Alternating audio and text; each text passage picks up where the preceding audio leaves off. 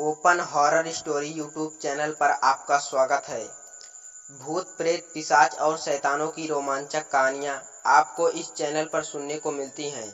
अगर आपको ऐसी ही कहानियाँ सुनना पसंद है तो हमारे इस चैनल को सब्सक्राइब कर लें। तो चलिए आज की कहानी को शुरू करते हैं। यह कहानी करिश्मा और संजय की है, जो बहुत अच्छे दोस्त थे। करिश्मा और संजय कई दिनों से एक दूसरे से मिलने की कोशिश कर रहे थे, लेकिन अलग अलग शहर में काम करने की वजह से दोनों ने कई दिनों की कोशिश के बाद दिल्ली में मिलने का प्लान बनाया। करिश्मा ने घूमने की सभी जगहों की लिस्ट बना ली थी। उन्होंने अपने तरीके से सब कुछ प्लान कर लिया था, ताकि दोनों को किसी अनजान शहर में जाने के बाद कोई परेशानी न हो। रहने के लिए करिश्मा ने एक होटल में कमरा बुक किया और 8 मार्च की रात दोनों दिल्ली एयरपोर्ट पर मिले। करिश्मा कहती है, हेलो संजय, तुम्हें पता है कि मैंने तुम्हें कितना मिस किया। संजय कहता है, मैंने भी तुमको बहुत मिस किया।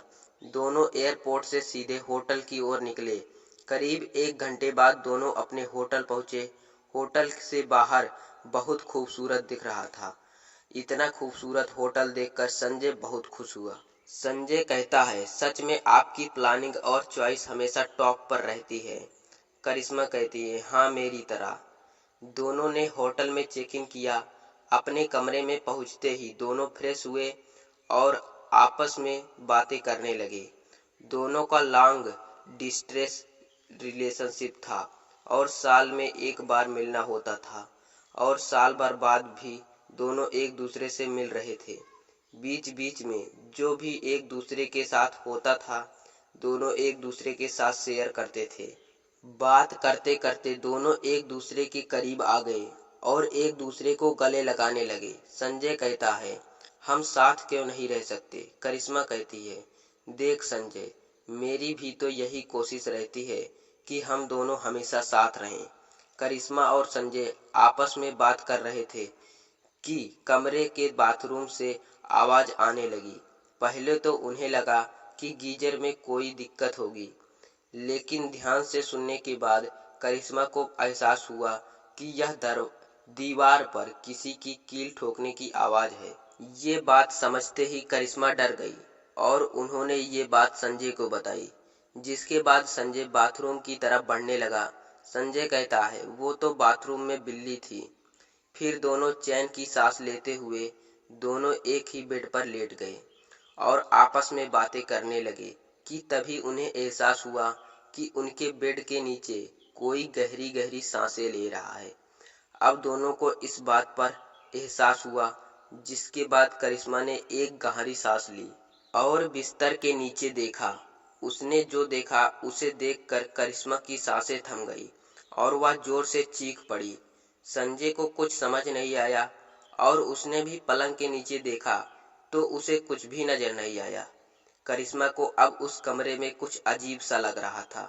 करिश्मा अब यहाँ रुकना नहीं चाहती थी। तभी सामने रखा शीशा अपने आप हिलने लगा और डरावना मंजर देखकर दोनों की सांसें फूलने लगी। अब साफ हो रहा था कि सच में इस कमरे में कोई तीसरा भी है, लेकिन कौन। अचानक कांच के टुकड़े टुकड़े हो गए, लेकिन अब दोनों ने जो देखा वह बेहद विचलित कर देने वाला दृश्य था। उस कमरे में पहले से ही एक कैमरा लगा हुआ था, यानी कि अब तक जो भी कुछ उन दोनों के बीच हुआ होगा वो उस कैमरे में कैद हो गया होगा। दोनों काफी घबराए हुए थे और फिर दोनों जल्दी जल्दी अपने कपड़े पहनकर जाने की तैयारी करने लगे। इसी बीच पास की अलमारी से किसी के गुर्राने की आवाज आने लगी। दोनों बहुत डर गए। अब दोनों वहां से भागना चाहते थे, लेकिन कमरे का दरवाजा नहीं खुल रहा था। काफी कोशिश के बाद भी दरवाजा नहीं खुल रहा था। अलमारी अपने आप जमीन पर गिर गई। करिश्मा का डर सही था कि यहाँ कोई तीसरा शख्स है। सामने ऐसी खतरनाक आकृति देखकर दोनों डर से कांपने लगे। तभी आकृति ने तेजी से संजय का गला पकड़ लिया। संजय जोर जोर से चिल्लाने लगा। उसका दम घुट रहा था। करिश्मा भी संजय को बचाने की कोशिश कर रही थी, लेकिन वो कामयाब नहीं हो पा रही थी। फिर संजय ने पूछा कि तुम मुझसे क्या चाहते हो। संजय के पूछते ही उस भूतिया आकृति ने हवा में कुछ लिखा और कहा, सच बोलो, इससे तुम्हें पढ़कर कुछ समझ में आया। उसके बाद उस भूतिया आकृति ने फिर कुछ लिखा और कहता है, फिर संजय कहता है, मुझे कुछ समझ नहीं आ रहा, मुझे छोड़ दो।